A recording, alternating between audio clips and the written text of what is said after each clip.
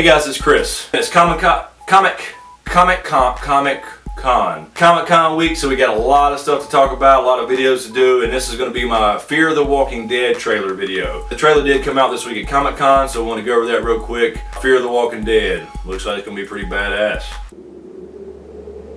So this trailer got me excited about this new show. I wasn't sure how I was going to feel about it because it's taking place in the city versus the classic Walking Dead where we see them all out in the countryside, in the woods, and they got to hunt and stuff because it's been essentially 5 years since this epidemic broke out. What's really going to be interesting about this is when it started. It's not going to coincide with the Walking Dead. You're not going to see any main characters from the Walking Dead come over to this show. This is in Los Angeles approximately 5 to 6 years ago when The Walking Dead started. So this should start about the time that Rick is in the hospital within the coma. So it's going to be interesting that you're going to be able to, even though the shows are completely separate and completely different characters, that you're going to be able to kind of tie in what's going on in the new show Fear the Walking Dead as the virus or whatever it is breaks out, and compare it to kind of the timeline that we've already seen for the last 5 seasons on The Walking Dead. So that's going to be really cool. This trailer is pretty straightforward. It's showing the beginning of the breakout and some mysterious illness, and I'm not sure if it's a virus, some kind of man-made thing. I hope they do at some point, let us know what's the actual cause, whether it's a natural thing, some kind of modified avian, bird fucking flu, or if it's some kind of military type thing that was planned or man-made or some kind of terrorist act. But one of the main characters is actually mentioning it during a scene where he's in the classroom, obviously a teacher, that nature always wins. So apparently he teaches some kind of science, and so he's implying to me that it is a natural thing versus a man-made kind of military type thing, but we'll see. Well, we go through, we see that the main characters are, established family. Looks like a kind of a broken family as far as step parents. It looks like to me that at least one kid is into some trouble because of personal problems or whatever, and he's the guy that we see running out from we had seen in the little teaser. He's running up the street, running from something. We didn't know what it was, but now it looks like it was some kind of crack house, some kind of drug house, some kind of meth kitchen. I don't know what it was, but it looks like he wakes up from a drug-induced coma, and everybody around him is dead and doesn't understand what's going on, although it looks like he may come around and see one of the first walkers actually eating somebody. So he starts running, and that's what he's running from. So it was a walker.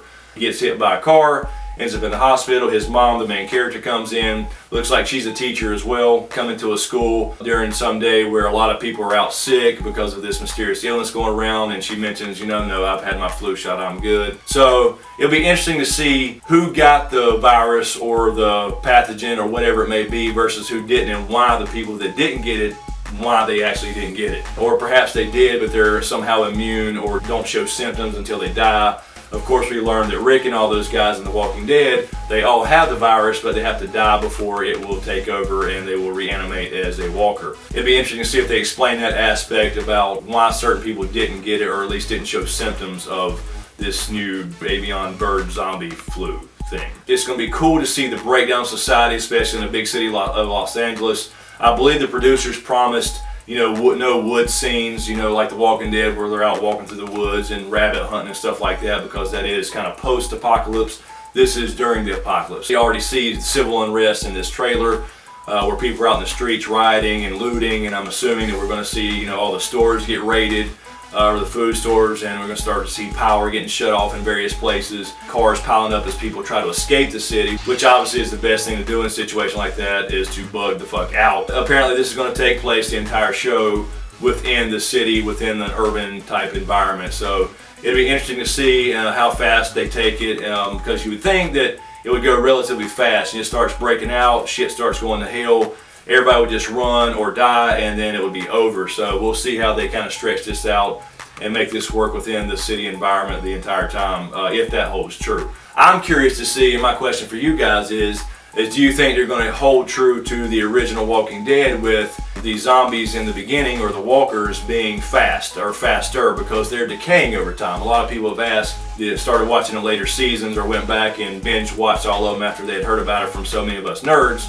They'll go back and ask, well, wait a minute, back in season 1 in Atlanta, when Rick went back to Atlanta, these walkers were climbing fences and using rocks to bust through windows. Even the walkers that you've seen in the trailer, They still look relatively human. Obviously, they probably have the eyes changed or what have you. They don't look so decayed and shit, but so that's exactly what's going on. Is this is the very beginning. They're turning, but they still have some kind of motor skill and intelligence. But it looked like to me in this trailer they were still walking relatively slow. We should see them moving a lot faster. A little faster at least. They can smell the scent of blood because we've seen all that in The Walking Dead where Rick and those guys used that trick by covering themselves in zombie guts, and they can essentially walk through invisible. And Michonne showed that little trick as well when she had two zombies where she had cut off their arms, cut off their jaws, and carried two around on chains, and she could walk through all the walkers just like she wasn't even there. So it'd be interesting if they explain how that works too over time as this show develops. Overall, I'm excited about it. I think it's great. I think it'd be great to see this separate show, this spin-off, and still be able to tie it in a little bit to what we know of The Walking Dead. This will be a 6-episode first season, and then The Walking Dead will start immediately after that, take its mid-season break. I think it'll then finish, and then they'll go into season 2 of Fear the Walking Dead. So yeah, let me know what you guys think about it and how it's going to tie into The Walking Dead as far as timelines and be able to kind of corroborate what's happening right now versus 5 or 6 years ago when Rick was in his coma. Leave me a comment in the section below. Be sure to subscribe to get everything. Thanks for all the likes and subscribes, guys. I really appreciate it. Thanks for watching, and we'll see you next time.